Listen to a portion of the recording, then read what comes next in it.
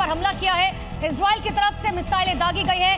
फिलिस्तीन के ऊपर ये मिसाइलें देखी गई है, जिसकी तस्वीर हम आपको दिखा रखे हैं। तो ये तस्वीर आप देखिए किस तरह से मिसाइलें लगातार गरज रही हैं, बरस रही हैं, तबाही मचा रही हैं। ईरान की तरफ से इजराइल पर हमले किए जा रहे हैं। ज्यादातर मिसाइलों को इंटरसेप्ट कर लिया जा रहा है, कुछ को सीरिया में, कुछ को जॉर्डन में, लेकिन कुछ मिसाइलें जो इजराइल पहुंच रही हैं वो तबाही भी मचा रही हैं। अब इस युद्ध में फिलहाल दोनों हिस्सों में तस्वीर क्या है ये समझिए। किस तरह से मौत का आंकड़ा लगातार बढ़ता जा रहा है। ईरान में अब तक 1332 लोगों की मौत हो चुकी है। इसमें पॉलिटिकल लीडरशिप, मिलिट्री लीडरशिप भी शामिल थी। और इसके अलावा लेबनान की बात करें, 123 लोगों की जान गई। इजराइल में 11 लोगों की, ओमान 1, यूएई 3, बहरीन में 1 की, कुवैत में 4 और इराक में 2 लोगों की अब तक जान जा चुकी है। जिसकी तस्वीरें भी सामने आई। ईरान ने अब इराक को भी इस युद्ध में घसीट लिया है। सेंट्रल बगदाद में ईरानी सुसाइड ड्रोन के हमले में अमेरिकी बेस को भारी नुकसान पहुंचाया है। बगदाद में अमेरिकी बेस के एक हिस्से को तबाह कर दिया गया और इसके लिए ईरान ने अपने सुसाइडर ड्रोन का इस्तेमाल किया। इस बात की जानकारी अमेरिका को भी है। यही वजह है कि मिडिल ईस्ट में हो रहे युद्ध में अमेरिका का नुकसान कई मिलियन डॉलर में है। और इसी बीच एक बड़ी खबर है, महायुद्ध पर डोनाल्ड ट्रंप का बड़ा बयान। का हम समझौते के मूड में नहीं है, फायदा उठाने की शक्ति हमारे पास ज्यादा है। वो सरेंडर चाहते हैं, मैं नहीं चाहता। डोनाल्ड ट्रंप अपना बयान किस तरीके से पलटते हैं। कल उन्होंने कहा कि बिना शर्त सरेंडर अगर ईरान करता है तो ही हमने रुकेंगे, और अब आज वो कह रहे हैं कि मैं समझौते के मूड में नहीं हूं। सुनिए क्या कुछ कहा। तो मिडिल ईस्ट का महायुद्ध आज इसका 9वां दिन है।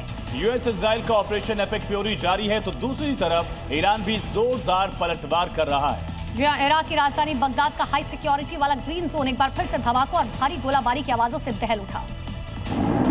अमेरिकी दूतावास को निशाना बनाकर दागे गए रॉकेटों को रोकने के लिए अमेरिका के अत्याधुनिक डिफेंस सिस्टम CRAM यानी counter rocket artillery and mortar ने मोर्चा संभाल लिया है।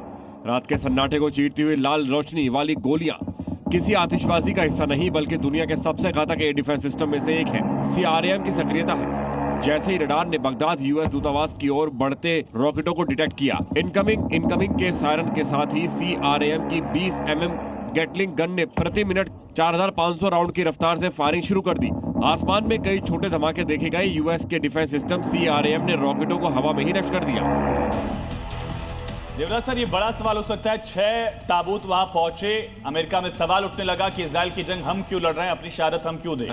क्या बोट्स ऑन ग्राउंड इतना आसान होगा यूएस के लिए जिसका दावा किया जा रहा है? डेफिनेटली जब अफगानिस्तान से इतनी बड़ी तादाद में अफगानिस्तान की लड़ाई लड़ते लड़ते बूट्स ऑन ग्राउंड करते करते ताबूत अमेरिका में पहुंचने लगे, तो काफी बड़ी खिलाफत हुई थी। अभी भी आप जाएंगे वहां पर डेमोक्रेट्स इसका फायदा उठाने की कोशिश करेंगे। वो डेफिनेटली अमेरिकन जनमानस को समझाएंगे कि डोनाल्ड ट्रंप यानी रिपब्लिकन पार्टी की गलती से ये सब हो रहा है। अब वहां मिड टर्म इलेक्शन होने वाले हैं। ऐसे भी मिड टर्म इलेक्शन के दौरान रिपब्लिकन पार्टी को बहुत ही रेजर थिन मेजोरिटी मिलने वाली है। मेरा आंकड़ा ये है कि सेनेटर्स जो हैं रिपब्लिकन पार्टी के, वो भी शायद नहीं चाहते कि बूट्स ऑन ग्राउंड डिप्लॉय किए जाएं, क्योंकि अगर वहां से अमेरिकन झंडे में लिपट कर ये ताबूत वापस अमेरिका में और 10-15 पहुंच गए तो रिपब्लिकन पार्टी जो है 1-2% से डेमोक्रेट से आने वाले मिड टर्म इलेक्शन में पीछे रह जाएंगे। क्या ईरान में तख्ता पलट होते होते यूएस में भी ऐसी स्थिति हो सकती है?